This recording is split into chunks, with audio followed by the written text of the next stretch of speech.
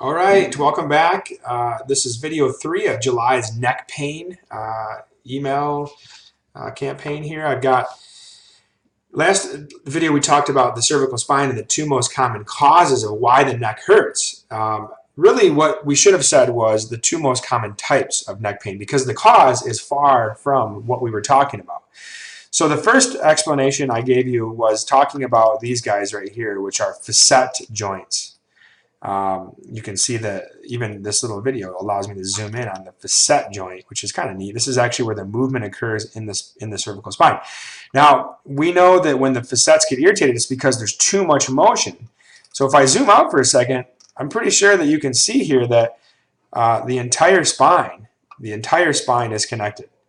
So one of the most common reasons why we see stress on these segments up here, it's not because these segments wake up one morning and decide that they want to move too much.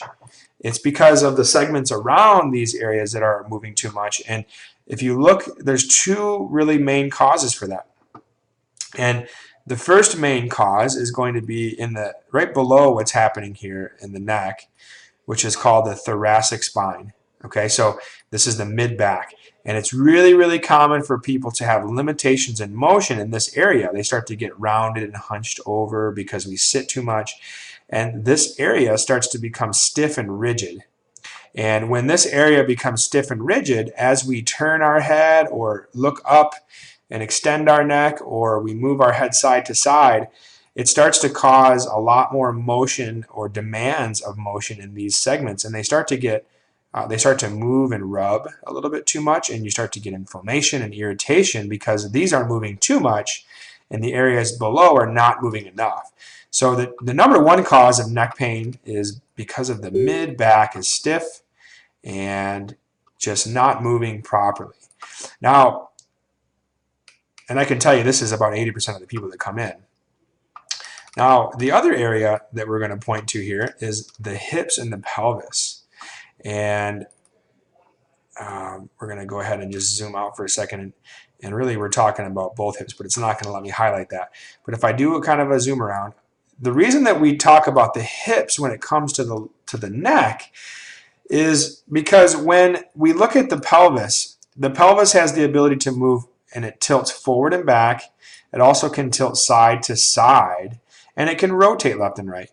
When I have somebody that has a pelvis that's not level, so let's say one side of the pelvis is too high and one is too low, that makes the entire spine then correct itself. So if the pelvis tilts to the left, normally the spine would tilt to the left, but what you'll see is it'll start to tilt to the left and then it'll self-correct. And that's where you start to get things like functional scoliosis. But that can make the spine be very irritated up top here. Another big problem with the pelvis is that when somebody has, when they tilt the pelvis forward, and you can kind of rock your pelvis forward, that makes your lower back extend.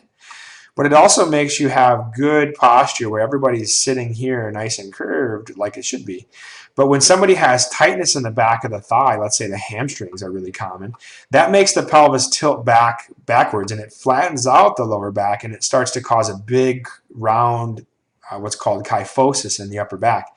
That again starts to take away motion here, and then it makes the neck really stressed out. So there are many, many causes of neck pain that are related to the hips. I just talked about two, but in general, the two most common areas for neck pain that we're going to work on to make your neck feel better are not the neck, but they're the upper back and the hips. So that just kind of, now we could move down to the third most common area, which is not the hips, but it's the feet, but that would be a much longer conversation. You start to talk about somebody's feet that are not level or one foot's flatter than the other. That causes hip issues, and then ultimately that can cause neck issues. But for today's discussion, we're talking about the two most common causes, which are hip mobility problems and upper back mobility problems. And then in my final video, I'm going to share with you a strategy that targets the upper back.